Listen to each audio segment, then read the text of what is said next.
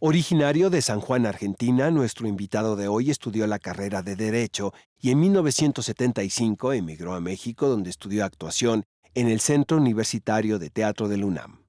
En 1979 debutó en el teatro con el montaje La historia de la aviación, bajo la dirección de Héctor Mendoza, y desde entonces ha participado en más de 40 montajes, entre los que destacan Grande y Pequeño, bajo la dirección de Luis de Tavira; La guía de turistas, de Luis de Tavira; María Estuardo, bajo la dirección de Raúl Quintanilla; y La dama de negro, dirigida por Rafael Perrín, entre otras.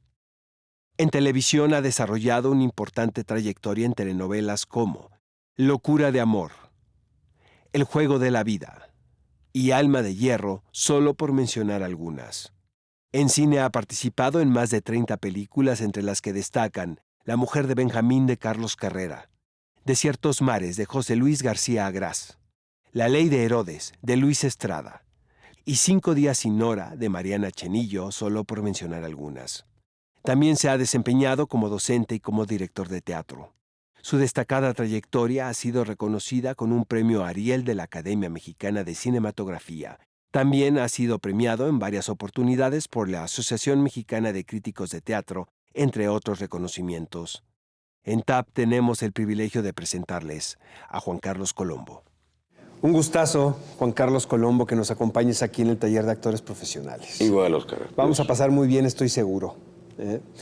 Naciste en San Juan, Argentina, y estudiaste Derecho.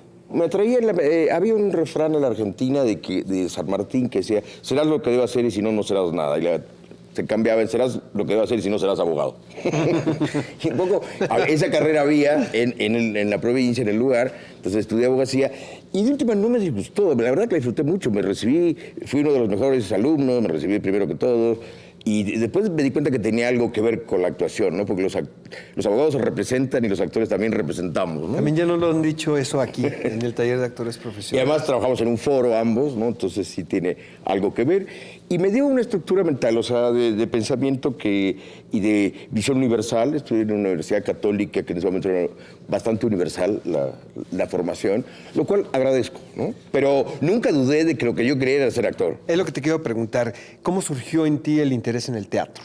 Desde muy niño, ¿no? Desde muy niño, en mi casa, en la escuela, cualquier cosa que tuviera que ver con pararme a un escenario, y si no me lo inventaba, hacía mis obras de teatro en el jardín de mi casa, invitaba a los amigos del barrio a que vieran mis obras, y si no, en la escuela, si no me invitaban, me metía.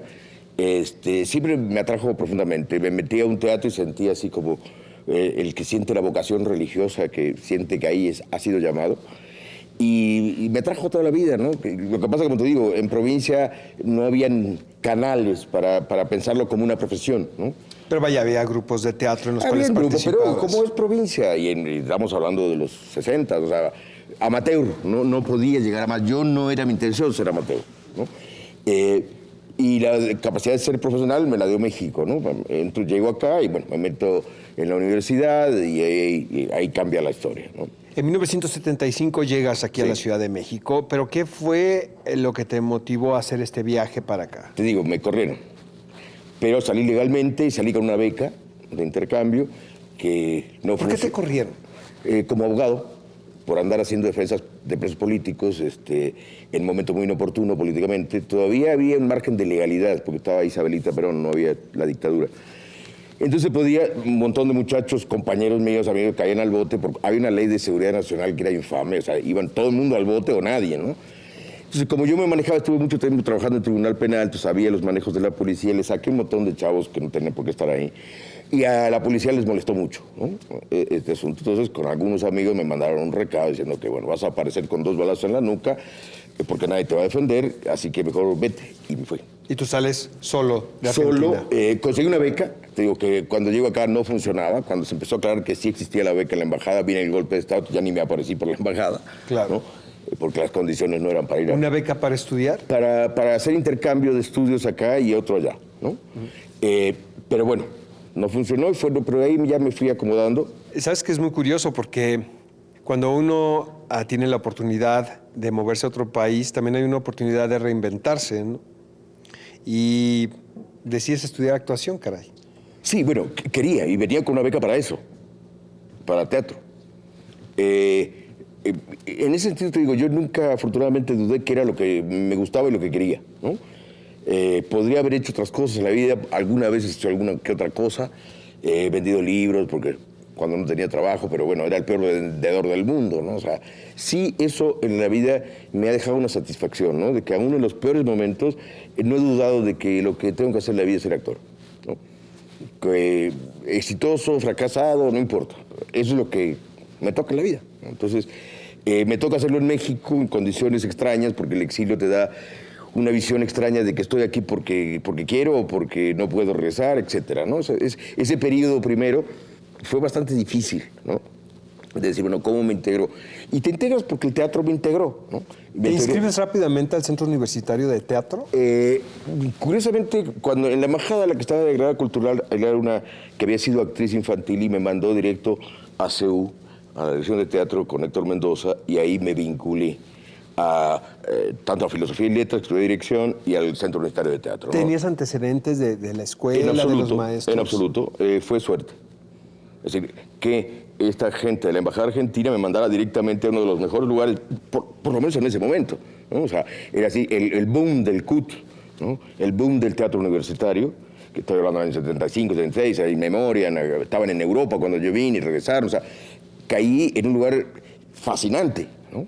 En un momento de un movimiento teatral fascinante, ¿no? ¿Tus maestros importantes y entrañables en ese periodo? Héctor Mendoza, Luis de Tavira, Julio Castillo, Germán Castillo y José Caballero fueron los que estaban en ese momento en el CUT, ¿no? ¿Cómo resolvías la cuestión del sustento económico? La resolvía, si es que se llama resolver. Mi abuelo me había dejado unos centenarios y con esos centenarios más o menos dura un buen rato. ¿Me lo estás diciendo en serio? Sí, y el maestro Héctor Mendoza fue el primero que me dio un trabajo con sueldo, que era pegar carteles de la dirección de teatro en CEU. Me pagaba 2 pesos por cartel pegado, con engrudo que yo hacía, y entonces recorría todo CEU pegando los carteles de todas las obras de teatro que se hacían en CEU, lo cual me hacía disfrutar que estaba haciendo algo por el teatro, ¿no? Juan Carlos, ¿tienes claro el momento cuando te empezaste a considerar actor? Sí, y como todo yo creo que tiene que ver un poco con la edad y las crisis. Saliendo de la escuela, que piensas que todo va a ser bonito y piensas todas las cosas así bastante mal, hago de todo y todo, pero también digo, bueno, si no me llaman, yo me invento. Y entonces empezamos a hacer una obra de teatro con otras personas, amigos, compañeros, y recuerdo así claramente como un ser iluminado de cruzar la calle y me quedé decir, pase lo que pase, yo soy actor en la vida. Me puedo parar en la esquina y ponerme a actuar. Y voy a ser actor toda la vida. Y no voy a dejar de serlo jamás. Y no hay una razón que me lo determinara, claro, ¿no? Sino algo que te cae en la vida y dices, eso soy. Y voy a hacer eso. Y fue un momento de crisis, no un momento de éxito, ¿no? Ahí suele suceder, ¿no? Lo que yo digo, a los actores nos definen los fracasos, no los éxitos. El actor que ha tenido puros éxitos, el día que tiene un fracaso, deja de ser actor. Lo que conocemos los fracasos, y ahí insistimos, es como un médico que se le muere un paciente y dice, o sigo o no sigo. Exacto. Entonces, los momentos de crisis son los que te definen, ¿no? Y yo creo que los momentos de crisis son los que me han definido y me siguen definiendo, ¿no? Hasta la fecha que bueno, quiero o no quiero ser actor, ¿no? Entonces, y es lo que más me gusta, ¿no? Juan Carlos, visto desde ahora, ¿qué aportó tu formación académica a tu profesión como actor?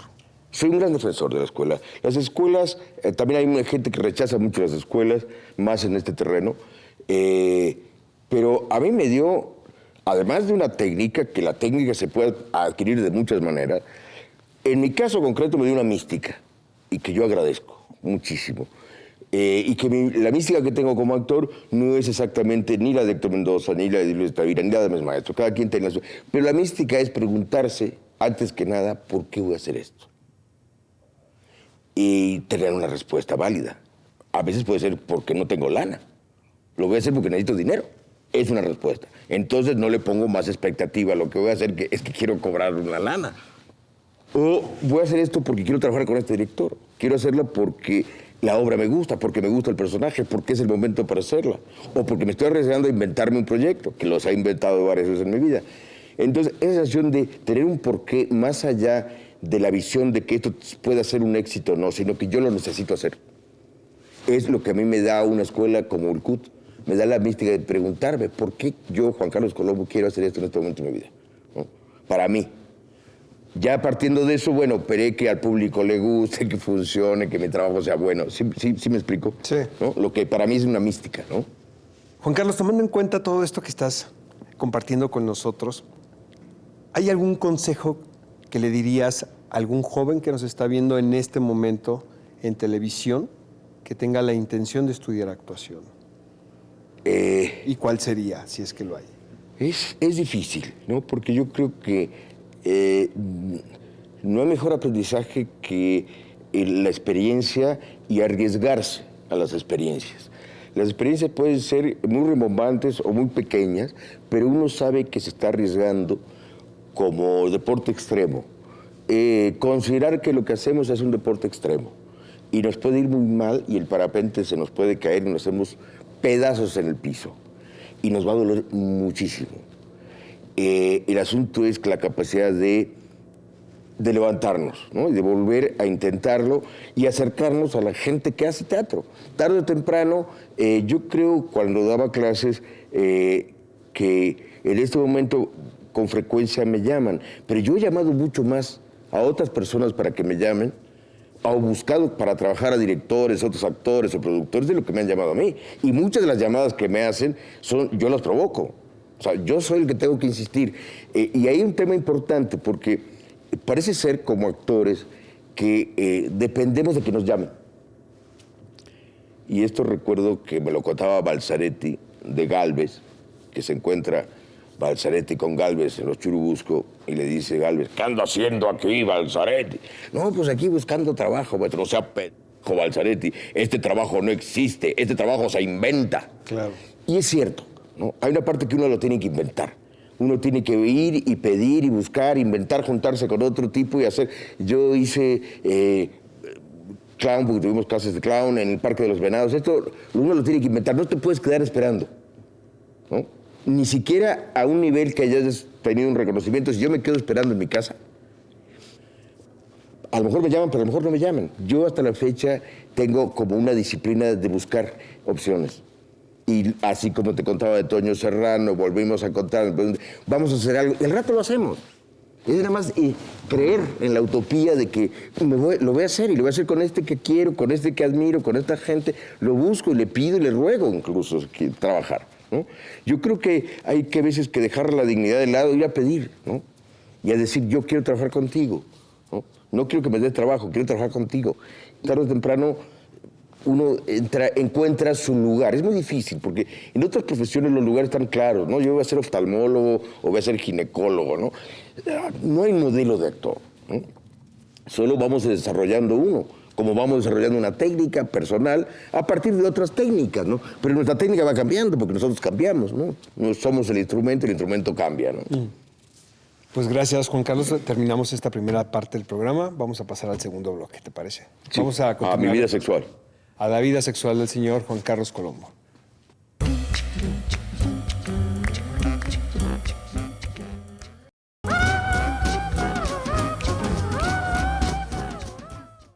Juan Carlos Colombo, ¿cuál fue su primer encuentro con el cine y cómo te enfrentaste con el lenguaje cinematográfico?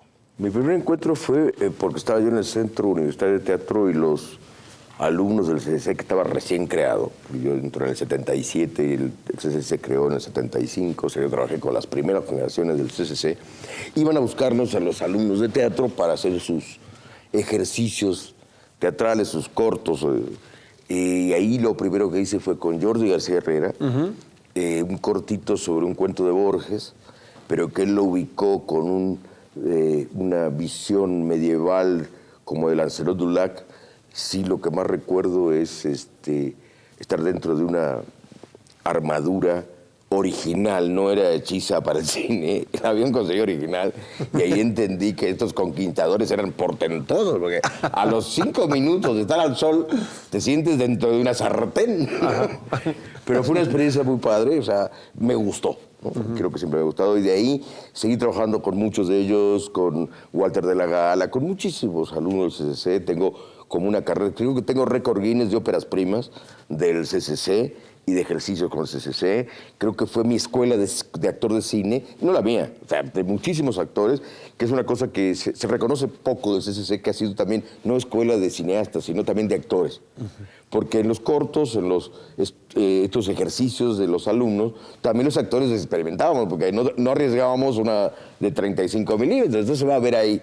Y también te da un currículo, porque esos cortitos, parece que no los ve nadie, pero los ve la gente de cine, ¿no? Y la gente de cine, cuando te ve en pantalla, confía más en ti que cuando no te ve. Así, ¿no? Te sucedió en algunas ocasiones. Obviamente, en mi carrera en cine, aparte de eso, la sigo haciendo cortitos cada 2 por 3. El último que hago, digo, es el último, porque son terribles. Pero son una manera de experimentar como actor, de aprender como actor también, ¿no? He aprendido muchísimo como actor en cine, haciendo trabajos con estudiantes. ¿Qué nos puedes platicar de una película titulada La mujer de Benjamín, dirigida por Carlos Carrera? La mujer de Benjamín es una experiencia muy padre, porque volviendo al CCC, me entero que Carlos Carrera iba a ser realmente la verdadera ópera prima del CCC, primera ópera prima, es esa, porque la anterior había sido de una maestra. Y le digo a Carlos Carrera, que había estado de asistente con Margules en Jackson, me digo, bueno, yo tengo que estar, tengo que estar.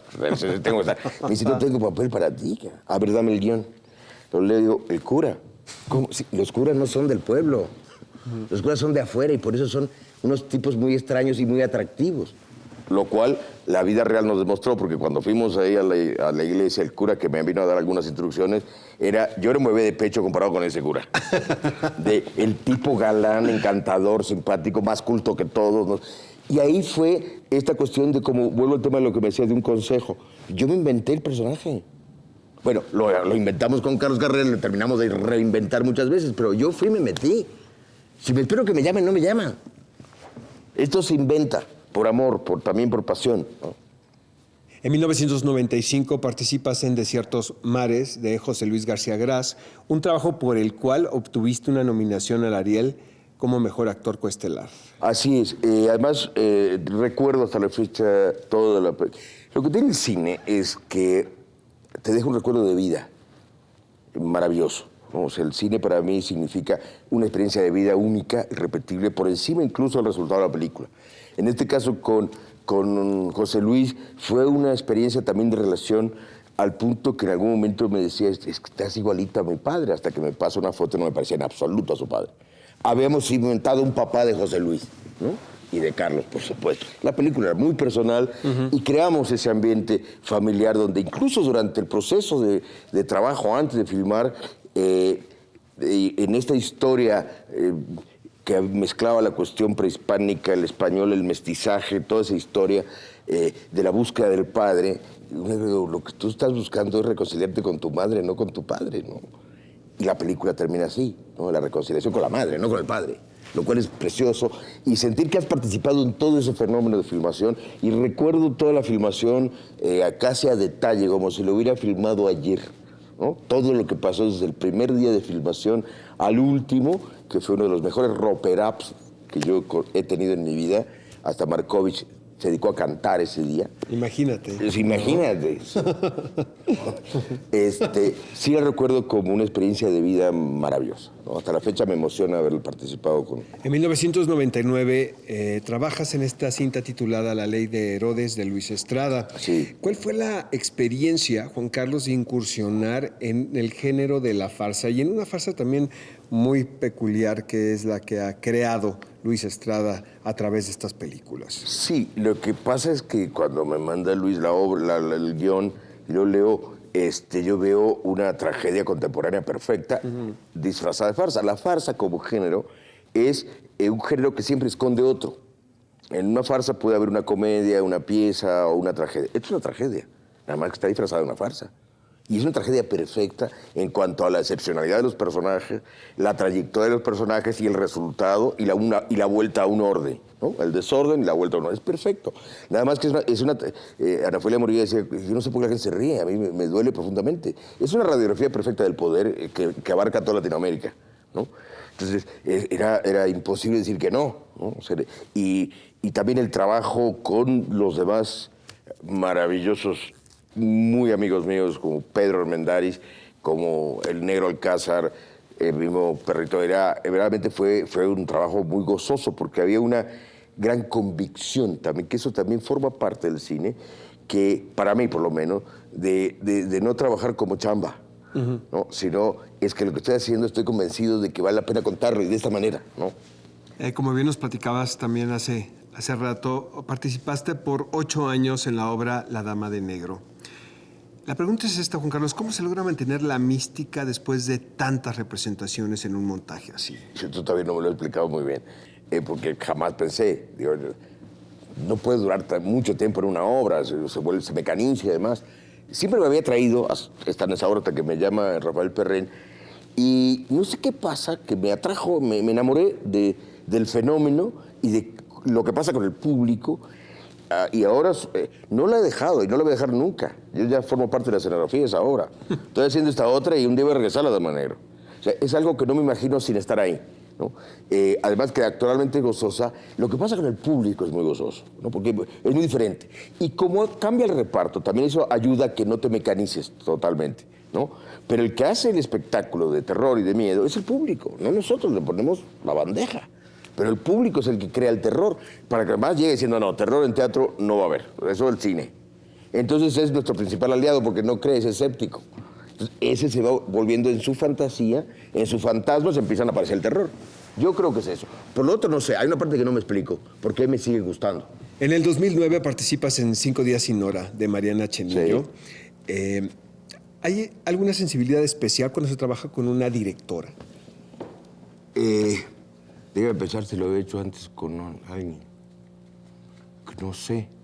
Pero en este caso fue realmente muy seductor el trabajo de ella hacia mí y mío hacia ella, cuando me empieza a contar que es una historia personal, ¿no? Es la historia de su abuelo, de su abuela, empezamos a hablar, me muestra un video que le había hecho el abuelo, y es un poco lo que te contaba con José Luis, cuando yo siento que el director empieza a contar algo personal llevado a la ficción, porque lo que ella cuenta, Mariana, no es exactamente así. Claro. Está ficcionado, pero está partiendo de algo que es su vida, pero termina transmitiendo.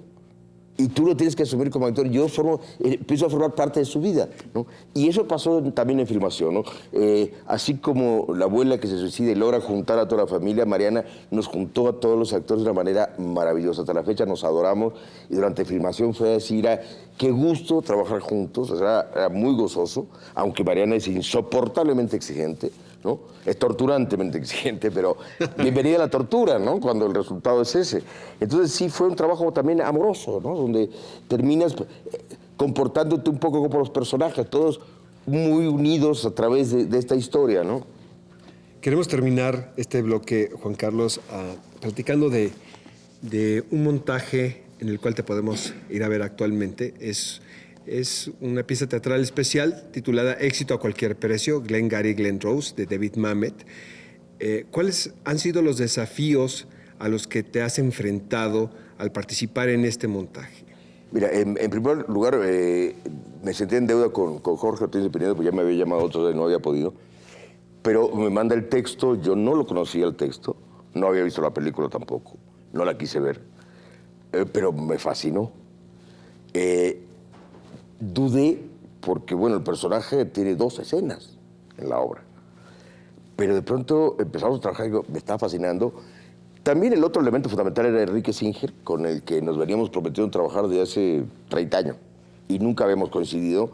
Y realmente fue una gran coincidencia con Enrique. Yo siento que, espero que llegue el viernes para ir a dar función. Esperaba que hubiera ensayo. Los ensayos, a veces yo me quedaba viendo el ensayo, aunque no iba a participar ya, ¿no? O sea, es un momento muy gozoso, ¿no? Y creo que eso se transmite en escena. O sea, somos realmente gente que estamos muy a gusto con lo que estamos haciendo. Es una obra difícil. Tenía dudas de que el público un poco amplio de teatro comercial aceptar este texto de Mamet, que es un texto fuerte, ¿no? Pero creo que Enrique hizo este traslado muy bien hecho, un poco con humor a la mexicana, sin folclorizar la obra, para nada, está respetada de forma absoluta, ¿no? Pero en cuanto a la actuación está internalizado el conflicto, por lo tanto, yo creo que eso hace que pase al público, ¿no? ¿Cuáles son los retos a los que se enfrenta un actor cuando tiene un texto de David Mamet? No es la primera vez que tú trabajas un texto de Mamet. Recuerdo que, Oleana, también estuviste ahí con Mónica Dion. Pero, vaya, desde tu punto de vista, ¿cuáles podrían ser estos desafíos? Los retos, en primer lugar, son entenderlo. Es rebuscado, es críptico. O sea, yo sigo descubriendo cosas hasta el momento. Quería decir esto. En la obra que estamos, un día me di cuenta que la primera escena casi no se entiende desde que la leí. Se entiende, la primera escena se entiende cuando ves la segunda escena y la segunda se entiende cuando ves la tercera. Es muy críptico, cuesta mucho trabajo, y el otro más difícil es la memorización, porque escribe como hablamos en la vida real, no escribe como en el teatro, de que uno es uno y otro después. Y eso cuesta mucho más trabajo aprenderse. Bueno, tienes que... esta escena con el pato la tuvimos que memorizar juntos.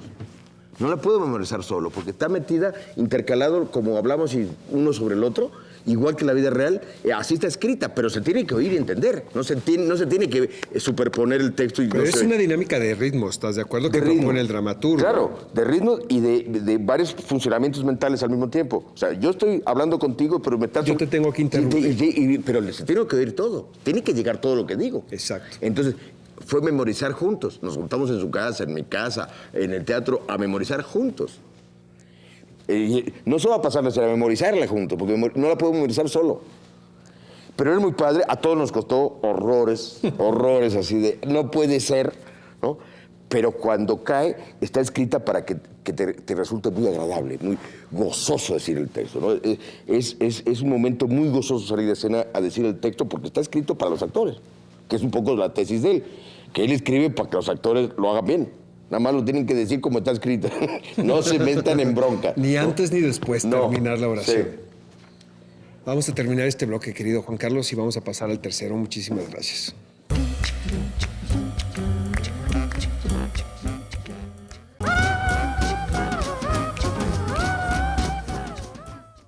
Juan Carlos, ¿qué significa el rigor en la actuación? Yo creo que el rigor es siempre quedarse pensando. Yo me quedo en teatro sobre todo, en cine no, porque ya lo hice y ya quedó, ¿no? Ahí no hay vuelta.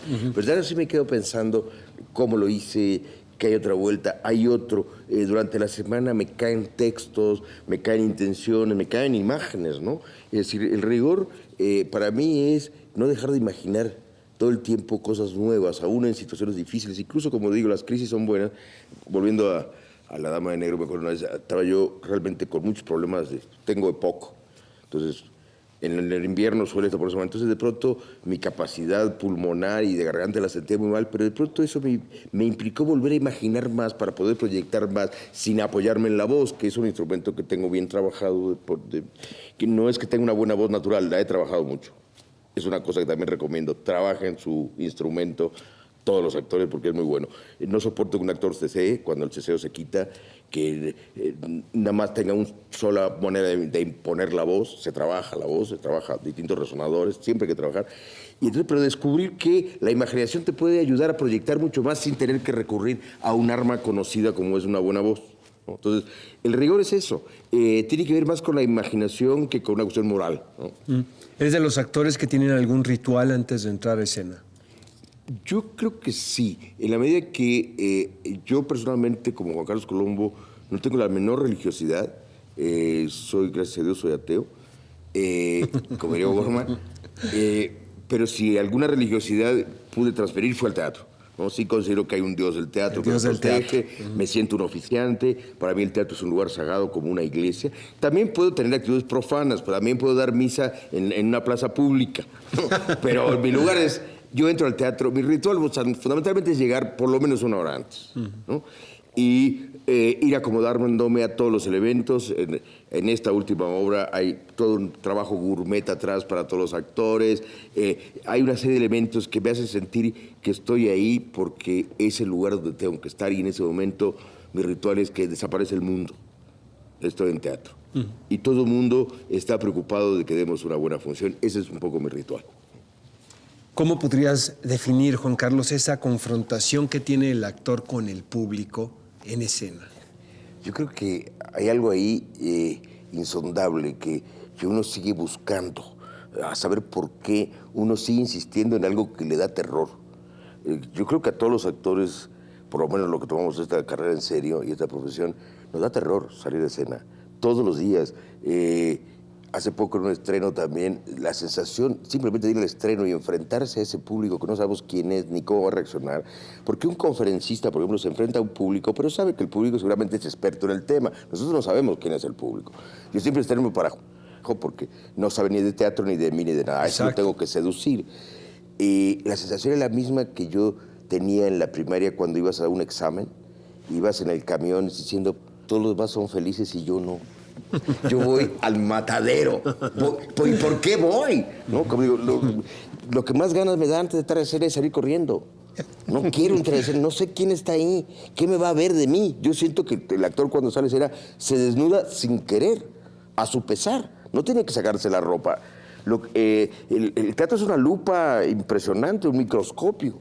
El actor trata de esconder y más el público ve cosas. Entonces, ese miedo, como deporte extremo, es una adrenalina y una emoción y unas ganas de seducir al anónimo, ¿no? El público es un anónimo que tengo que seducir. No le puedo decir, oigan, la función de ayer estuvo mejor. No, es hoy y está pasando hoy y hoy los tengo que seducir.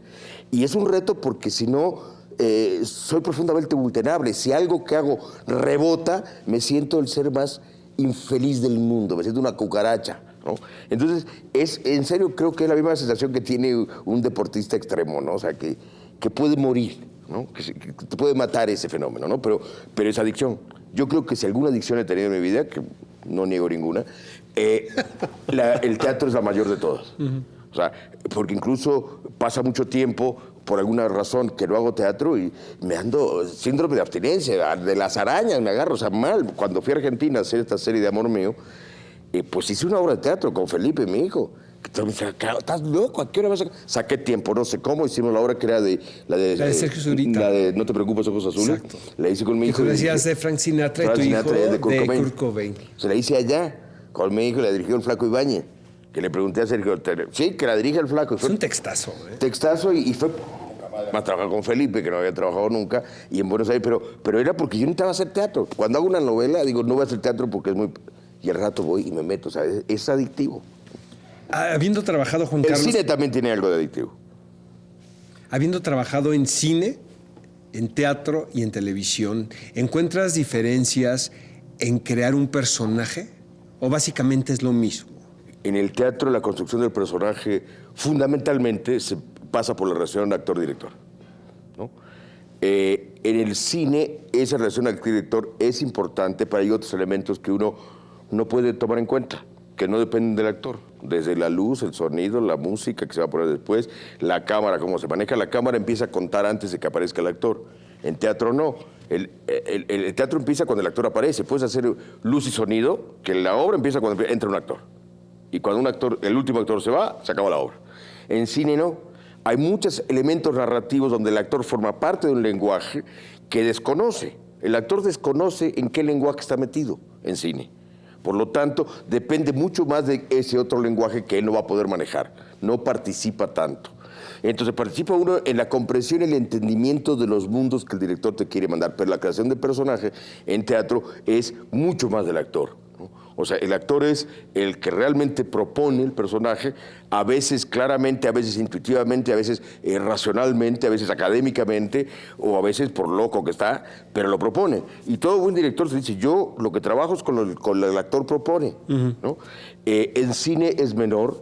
En tele el mecanismo es más estereotipado y uno tiene que saber que es así, que uno no lo puede cambiar. Los personajes son estereotipos que uno puede matizar, enriquecer con los aportes que uno tiene como actor. Trabajo con material de stock que descubro en otros lados y lo pongo aquí para darle a los personajes estereotipados, que así es la telenovela, el malo es malo, el bueno es bueno. Y eso en todo el mundo. ¿Qué sucede cuando te encuentras con un personaje, Juan Carlos, también, y te das cuenta cuyo bagaje emocional o vivencial no lo tienes? Hay que buscarlo. ¿De qué manera? De muchas maneras. En primer lugar, ahí viene la academia en tu ayuda, ¿no? Hay mecanismos. Primero, estudiar, leer al autor, leer la historia, leer el material. Si el personaje es un ingeniero, pues tendré que estudiar un poco de ingeniería y también rascar en los términos psicoanalíticos, psicológicos, en tu historia, todo, como decía Shakespeare. No hay pasión ajena a un actor, todos hemos vivido algo de eso. Todos podemos ser asesinos, violadores, pederastas. Lo peor que puedas pensar de alguien que detestas profundamente, tú puedes ser eso, tú lo tienes. En algún momento de tu vida lo has pensado, lo has sido. Has sido misógino, machista, se te ha antojado un niño. Sí, todo puede pasar, ¿no? Entonces, cuando dices es que no, yo no, sí, estás negándote una opción. El actor tiene que asumir el rol, meterle, tener los valores del personaje, buscarlos en ti, no al revés. No le puedo meter mis valores al personaje, porque entonces caemos en la posición de reigadas que los actores se friegan a los personajes porque le meten su personalidad. No, yo lo puedo. Cuesta, y a veces es doloroso el proceso, porque descubres cosas en ti que no sabías, que tenías, ¿no? Y que no hay... Pavlovsky, el argentino que hace teatro y psicoanálisis toda la vida, ha hecho lo que yo he encontrado en el escenario ha sido siempre muy superior a lo que he encontrado en un sillón de psicoanálisis, ¿no? Y es un terreno psicoanalítico. Y cuando he tenido conflictos y no he estado en teatro, me falta como fenómeno psicoanalítico para descubrirme a mí, ¿no? Y también sanador, o sea, porque puedo sacar mis peores demonios como ser humano, saco en escena, también en una película, ¿no? Seguramente has experimentado sensaciones y emociones solo a través de la piel de un personaje.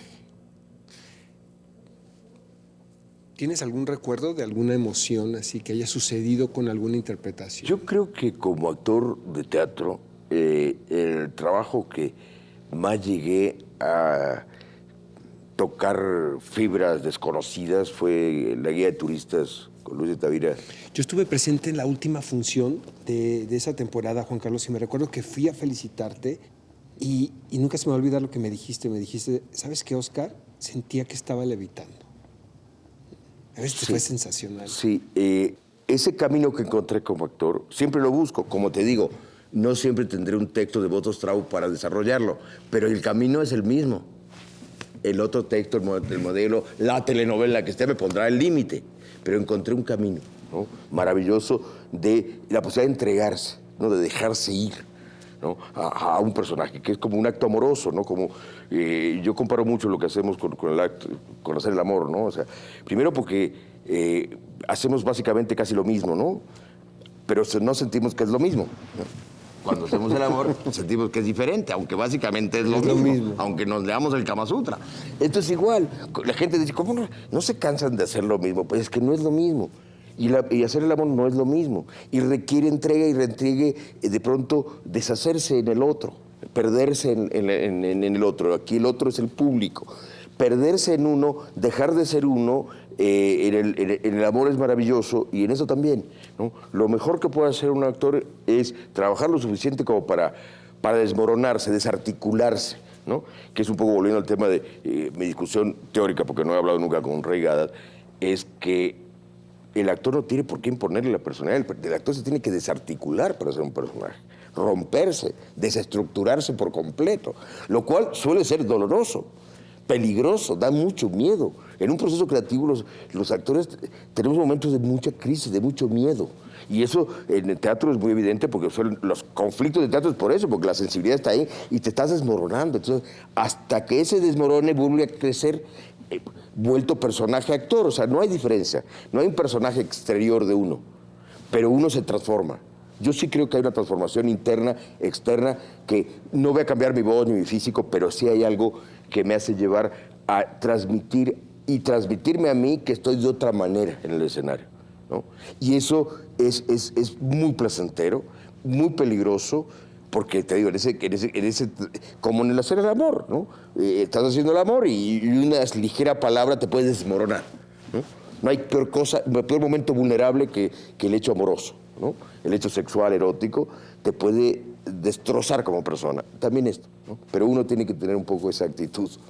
No se vayan, regresamos después de esta breve pausa con Juan Carlos Colombo.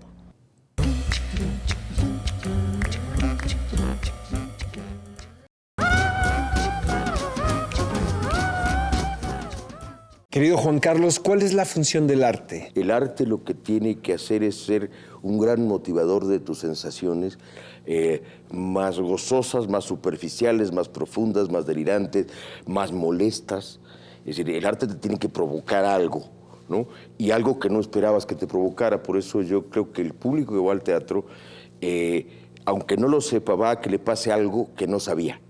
Aunque piense que va a haber una obra que lo va a hacer reír, si sale de su casa, y más en esta ciudad, con lluvia, tráfico, va a que le pase algo, porque si no se queda en su casa. La oferta de entretenimiento es enorme ya en la casa. Salir al teatro es que te pase algo que no te había pasado.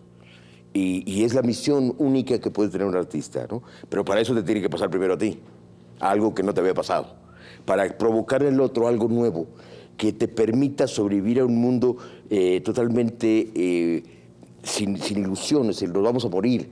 Es decir, de eso se han encargado las religiones, de darnos esperanza para después de la muerte, pero todos sabemos que nos vamos a morir, o sea, no hay esperanza, no hay ilusión. ¿Qué es lo único que nos permite seguir vivos? Es que nos pase algo nuevo, algo que no sabíamos que nos había podido pasar, de emociones, sensaciones, sentimientos. Y el arte creo que es su única misión. Después de eso, después de provocado eso, vendrán, como en una relación amorosa, por ejemplo, después de esa primera sensación etílica, amorosa, erótica, ya después trataremos que a lo mejor después de una pareja, una familia, demás, pero en principio es una sensación de algo absolutamente nuevo, ¿no? Aunque nos consideremos expertos en hacer el amor, esa sensación de algo absolutamente nuevo, donde cuando el otro te toca, tú sientes que tu piel es otra, que no es la que tenías hasta ese momento, es que empieza a pasar algo interesante. Si no pasa eso, es gimnasia, erótica o artística. También es buena, no descarto, es bueno hacer gimnasia, ¿no? Pero la otra parte es que es la que es atractiva, ¿no? De que te va a descubrir y al público le va a pasar algo. A lo mejor el público ni siquiera lo racionaliza en ese momento. Que vuelvo al tema de Guía Turista, yo creo que a mucha gente le pegaba al subconsciente de una manera brutal. No se da cuenta de lo que la obra le pegaba, hasta después. Y de algunos amigos, así como tú fuiste y otros, terminamos la obra y ya teníamos hecho ya el switch cortado, ¿no? Nos vamos al dominó. Y llegaban amigos, me acuerdo de Memo Gil, el grandote de Memo, en el camerino llorando, ¿no? Y decía, bueno, pues a mí ya la obra ya se acabó, ya, esto ya lo pasé en ensayos, o sea, pero eso tiene que pasar. Si no, no tiene sentido. No siempre se logra, también es bueno saber lo que no siempre se logra. Y a lo mejor incluso una sensación superficial o banal, por eso los grandes autores lo tenían, desde Shakespeare, Lope de Vega, Brecht, tienen cosas que te atacan lo superficial y lo frívolo. Y también es bueno, ¿no? O sea, no es todo el tiempo una sensación profunda que te acaba de recordar tu infancia. No, puede ser algo totalmente frívolo, pero que te movilice algo de tu parte de tu vida. Es maravilloso, es un regalo. Yo como espectador también lo agradezco mucho, ¿no? Tienes una trayectoria consolidada, construida a través de éxitos y de logros, Juan Carlos, eso es indiscutible. La pregunta es esta, ¿qué te motiva a seguir actuando todos los días? Pues yo creo que yo también me lo pregunto.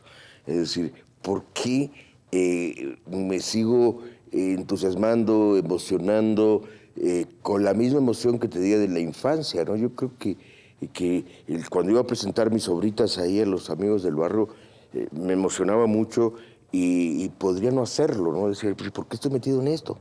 Ya los invité, ya tengo que dar la función, ¿no? Yo creo que es una extraña adicción, ¿no? Que también, como le decía una vez a mi hijo, tiene que estar acompañada de talento, y el talento no es algo extraordinario que uno hace, sino que uno pueda lograr comunicar lo que uno quiere comunicar. Es decir, yo creo que la realidad en sí la detesto, y creo que no solo yo, la realidad es insoportable. Lo decía bien Baudelaire, solo se puede vivir ebrio de vino, de amor o de poesía, pero la realidad es insoportable. Entonces, la ficción me da esa posibilidad de ser absolutamente yo, ¿no? Ese terror de ver que me voy a confrontar con alguien, ¿no? Que es la diferencia de otros artistas que pueden crear su momento solos. O sea, envidio a los poetas que escriben en su casa, ¿no? Y luego ya serán juzgados, pero uno, el hecho artístico lo tiene que hacer con otras personas, no depende solo de mí. Como digo, si nos ponemos en el terreno del arte, una obra de teatro es una poesía cuya última estrofa la escribe el público. Entonces depende de cómo lo hayamos escrito, y me despierta siempre la curiosidad. qué va a pasar con el público ese día. Yo creo que eso también es algo sumamente atractivo, ¿no? Que es, como también vuelvo al tema, como tu pareja, quiero ver qué le pasa a mi pareja hoy, ¿no? ¿Qué es lo más entrañable que te haya sucedido, Juan Carlos, ejerciendo la profesión de actor? Pues es que es difícil tener un punto, ¿no? Yo creo que de las cosas más entrañables, sí, como experiencia de vida, aparte de las experiencias como actor en teatro, es el cine. El cine sí me ha puesto en lugares verdaderamente maravillosos que dices, bueno, si no fuera por el cine jamás hubiera podido estar aquí, ¿no? Estar en unas ruinas prehispánicas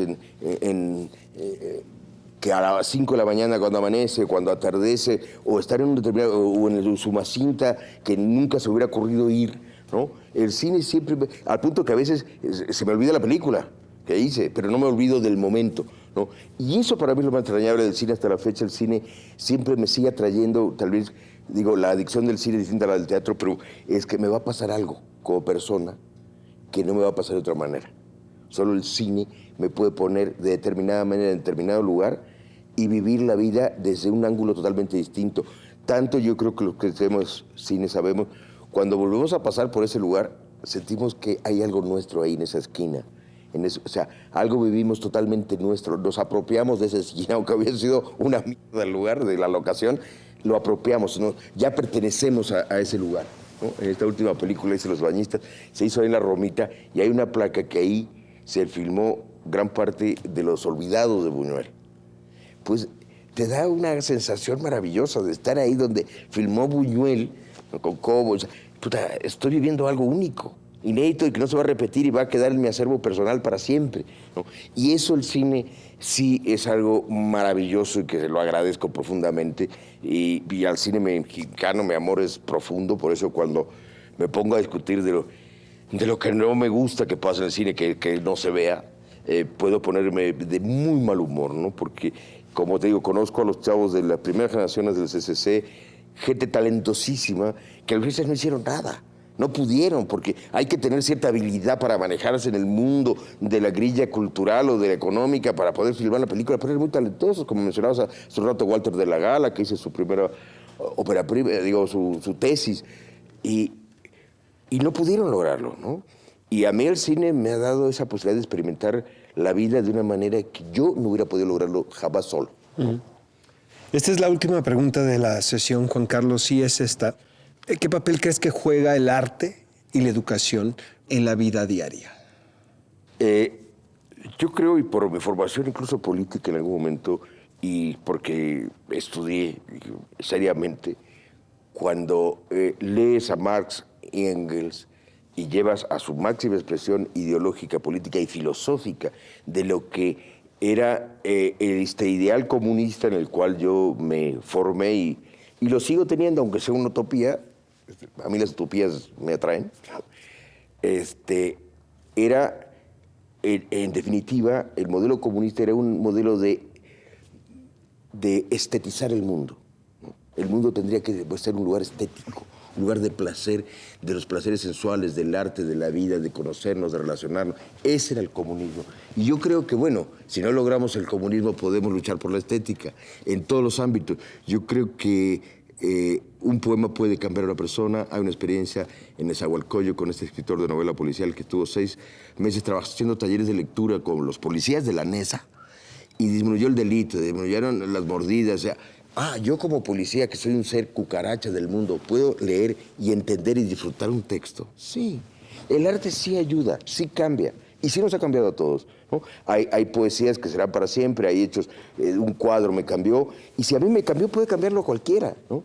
Es decir, esto de que el arte es inútil, es un error. El arte incorpora cosas a la realidad, enormes, ¿no? El solo hecho del público que va a verme al teatro, yo lo tengo que meter a la ficción y algo le va a pasar, ¿no? Hasta desagradable, no importa, ¿no? Pero eso sí cambia. Yo sí creo que el arte sí transforma y transforma al ser humano, y creo que en esa medida puede ayudarnos a comprender la vida absolutamente inverosímil que estamos viviendo, de violencia, de injusticia absoluta, ¿no? Pero sin sensibilidad no vamos a luchar contra la injusticia, ¿no? Juan Carlos Colombo, te queremos agradecer que hayas estado aquí, en el taller de actores profesionales al cual perteneces. Y muchísimas gracias por compartir tu tu sabiduría. No, yo te agradezco a ti porque sí lo comenté en parte.